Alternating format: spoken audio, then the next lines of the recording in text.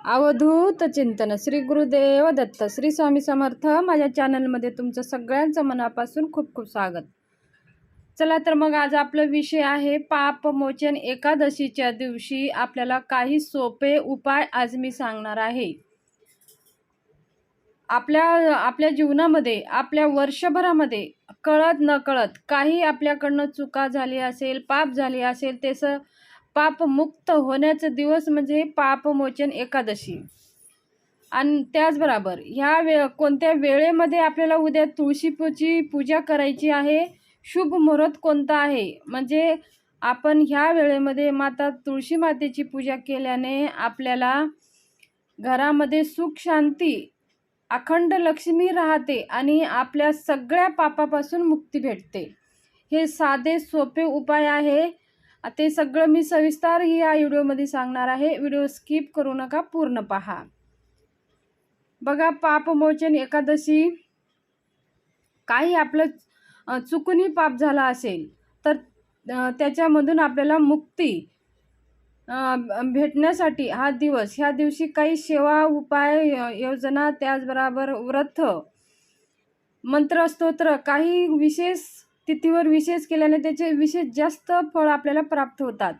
आणि ह्या दिवशी आपण जेवढे काही उपाय करतो त्याचे आपल्या जीवनातल्या सगळ्या पापाचं नाश करण्यासाठी ह्या दिवशी आपल्याला ह्या सेवा करायची आहे। हे साधे सोपे सेवा आहेत।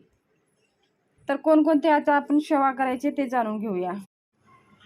वर्षभरामध्ये 24 एकादशी येतात आणि कृष्ण पक्षातल्या आणि शुक्ल पक्षातल्या अशा प्रकारे प्रत्येक महिन्यात 2 एकादशीचा उपवास आपण करत असतो।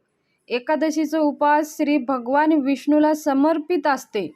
ह्या दिवशीची अशी मान्यता आहे की चैत्र महिन्यातल्या कृष्ण पक्षातील एकादशीला पापमोचन एकादशी आपण म्हणत असतो। आणि ह्या दिवशी उपवास करून तुळशी मातेची पूजा करून भगवान विष्णूची पूजा केल्याने सर्व प्रकारचे त्याग, भोग, मद्यपान इत्यादी पापाचा नाश होतो। देवघरामध्ये आपल्या भगवान विष्णूच्या मूर्तीवरती आपल्याला अभिषेक करायचा आहे। चैत्र महिन्यातल्या कृष्ण पक्षातील एकादशीचा उपवास हा आपण 5 एप्रिलच्या दिवशी आपल्याला साजरी करायचा आहे, म्हणजे त्या दिवशी आपल्याला उपवास करायचा आहे 5 एप्रिल। त्याच प्रकारे हिंदू धर्मानुसार पापमोचन एकादशीचं खूप विशेष महत्त्व आहे। अशी मान्यता आहे की जर व्यक्ती आयुष्यात चुकूनही एखाद्या प्रकारचे पाप केले असेल आणि त्याने ह्या दिवशी ह्या तिथीवर माता लक्ष्मी आणि भगवान विष्णूची पूजा करून उपवास केला तर त्यांचे सर्व पाप नष्ट होते असेल त्याला मृत्यूनंतर स्वर्ग प्राप्ती होते। त्याचबरोबर पापमोचन एकादशीला तुळशी पूजेचे सुद्धा विशेष महत्त्व आहे। आणि एकादशी चैत्र महिन्यातली कृष्ण पक्षातील एकादशी ही 4 एप्रिलला सायंकाळी 4:16 सुरू होत आहे। तर आपल्याला ह्या तिथीचं समाप्ती ही 5 एप्रिल दुपारी 2:55 समाप्ती होत आहे। तर उदय तिथी लक्षात घेऊन आपण पापमोचन एकादशी हे व्रत 5 एप्रिल रोजीच पाळणार आहोत। ह्या दिवशी तुळशी मातेची विशेष पूजा करायला पण तेवढेच महत्त्व आहे। आणि शुभ तिथीवर तुळशी मातेची पूजा केल्याने आपल्या घरामध्ये अखंड लक्ष्मी राहते आणि जे काही आपल्याकडून कळत नकळत जे काही पाप घडलेलं आहे ते सगळे पापाचा नाश होतो।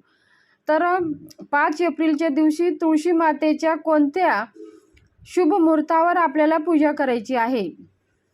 5 एप्रिल रोजी सकाळी 11:48 ते दुपारी 12:38 पर्यंत तुळशी मातेची शुभ मुहूर्तावर पूजा करायची आहे। हा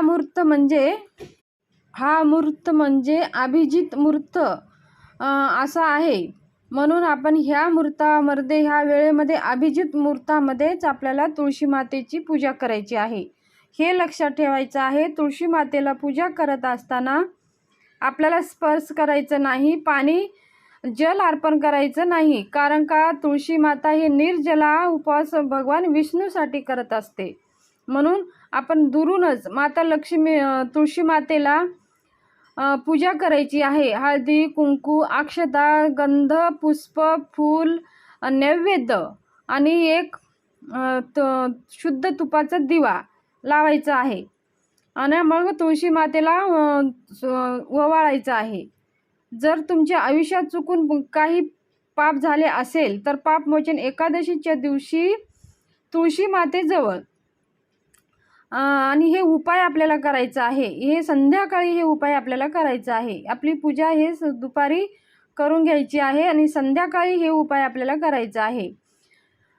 आणि तुळशी आपण कळत नकळत पाप झाले असेल त्या पापापासून मुक्ती प्राप्त होण्यासाठी तुळशी मातेजवळ संध्याकाळी गाईच्या तुपाचा चतुर्मुखी दिवा लावायचा आहे. आणि तसेच भगवान विष्णूच्या विष्णू सहस्त्रनामाचं पाठ आपल्याला करायचं आहे. असे केल्याने भगवान विष्णूची आशीर्वाद प्राप्त होते. आयुष्यभर त्यांचा आशीर्वाद आपल्यावर राहते आणि आपल्या घरामध्ये सुख समृद्धी वाढते, अखंड लक्ष्मी घरात राहते. म्हणून ही पापमोचन एकादशी अत्यंत महत्त्वाची, हिंदू शास्त्रानुसार अत्यंत महत्त्वाची ही एकादशी आहे. तसेच आपण ह्या दिवशी ओम नमो भगवते वासुदेवाय नमः ह्या मंत्राचं जप जास्तीत जास्त करायचं आहे.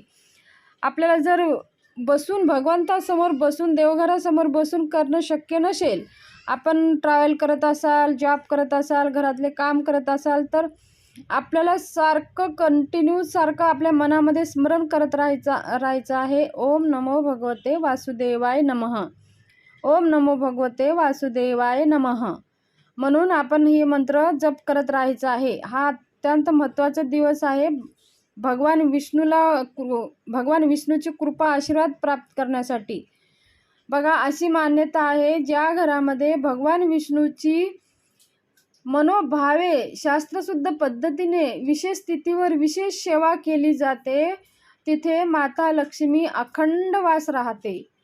भगवान विष्णूची सेवा आपण करत असतो तर माता लक्ष्मी आपल्या घराकडे धावून येत असते. तर इतकं भगवान विष्णूची सेवा केल्याने माता लक्ष्मी आपल्या घर सोडून कधीही जात नाही. म्हणून लक्ष्मी मातेला प्रसन्न करण्यासाठी भगवान विष्णूची सेवा आपल्याला करायची आहे. तर ही पापमोचन एकादशीविषयी थोडीशी माहिती शेअर करायची होती. माहिती कशी वाटली, आवडली असेल तर सबस्क्राईब जरूर करा. बेल आयकनचं बटन दाबून ऑलवर क्लिक करा. धन्यवाद.